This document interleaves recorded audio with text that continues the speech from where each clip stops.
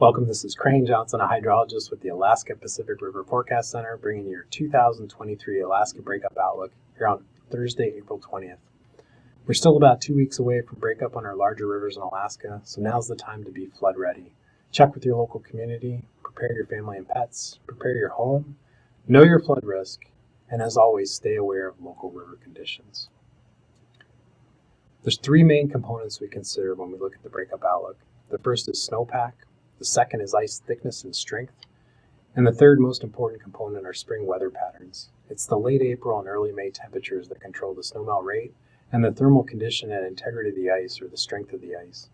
It's these two things, the snowmelt rate and the condition of the ice, that drive which type of breakup we have, whether it's mechanical and ice jams are expected and flooding is possible, or it's a thermal where the ice just tends to melt in place.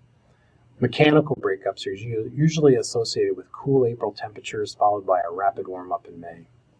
If we look at the three components this spring, we've got an above-average flood potential for most areas of Alaska.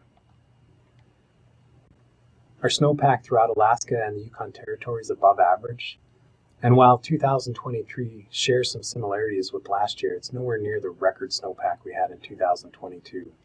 The Upper Yukon Basin, upstream from Eagle, has a slightly above average snowpack with 113% of average compared to last year at 165% of average. The Central Yukon Basin has 122% of average, and that compares to nearly 190% of average last year. And then the Kuskokwim Basin has a similar snowpack to last year with estimated at 150% of normal.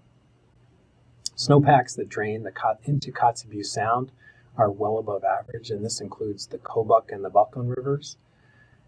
And then the Matanuska-Susitna Basin, the Koyukuk Basin, and the Copper River basins all have above average snowpacks as well.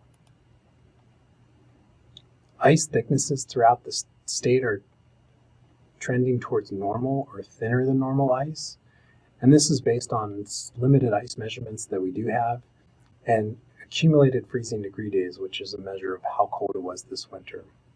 In addition to the ice measurements, there's been a few ice anomalies that occurred early winter that we'll be monitoring this spring during breakup. The first one is the Upper Yukon River. High water levels combined with a series of freeze-up jams resulted in thicker than normal jumbled ice throughout the Upper Yukon River from Circle all the way up to the border. The Bucklin River froze at high water levels and has jumbled ice as well. And then there was a freeze-up jam on the Kuskokwim River below Aniak that resulted in an area of jumbled ice as well. In addition to that, recent measurements in the Bethel area by Bethel Search and Rescue reported ice thicknesses between 40 and 50 inches. Normal for this time of year is 45 inches in the Bethel area. And then McGrath reported thinner than normal ice, and ice that's approximately half as thick as it was last year in 2022. As always, this is the time of year to think twice before you head out on ice. Conditions will change rapidly. If we look at the first half of April, this map shows departures from normal from April 1st through April 15th, and we can see throughout the state it was a cool April. Bethel was 15 degrees below normal, McGrath was 21 degrees below normal, Fairbanks was 15 degrees below normal, and then Eagle was 5 degrees below normal. So we started out the month with below normal temperatures. If we look into the future, we've got the CPC 6 to 10 day temperature outlook, which covers the last week of April. And we can see we expect this trend to continue, with southwest Alaska having chances of below normal temperatures. And this extends all the way through the entire Kuskokwim Basin, all the way up the Yukon River, extending as far east into Canada, where we expect below average temperatures for this last week of April. If we look a little further out into the future, April 28th to May 4th, we can see that in southwest Alaska, we expect this pattern to continue with below average temperatures for the lower reaches of the Yukon and the Kuskokwim rivers. And as we head east up the Yukon River, we can see that in the Fairbanks area, we can expect equal chances of above average to below average temperatures. And then we're seeing our first signs of above average temperatures expected in southeast Alaska that extends into extreme eastern interior Alaska. If we combine those three components, the snowpack, the ice thickness, and our April and May temperature outlooks, we're expecting 2023 breakup to trend towards a dynamic breakup where the ice can remain hard and in place. We've got a snowmelt that pushes against it, And these are years when we can expect ice jams and floodings possible. Thermal breakup would be when we've got thinner than normal ice, thinner than normal snowpack, and a smooth, relatively normal spring temperatures. And these are years where we don't get significant ice jams. If we look at our 2023 village flood potential map, we've got 3 sites with a moderate to high flood potential. And these are Buckland on the Buckland River, Circle on the Yukon River, Upper Yukon, and then Aniak on the Kuskokwim River. And then we've got quite a few communities with a moderate flood potential on both the Yukon and the Kuskokwim rivers, as well as Kobuk on the Kobuk River. So overall, throughout Alaska, we're expecting a dynamic breakup. Ice jams are possible, and in some areas, we've got a moderate to high flood potential. If we look at breakup timing, we expect breakup to be late.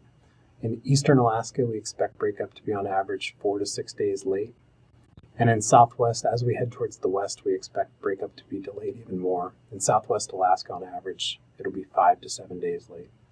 One of the first communities on the Kuskokwim River that breaks up is Nikolai, and the average date is April 23rd, and so we expect that to be 5 to 7 days later this year.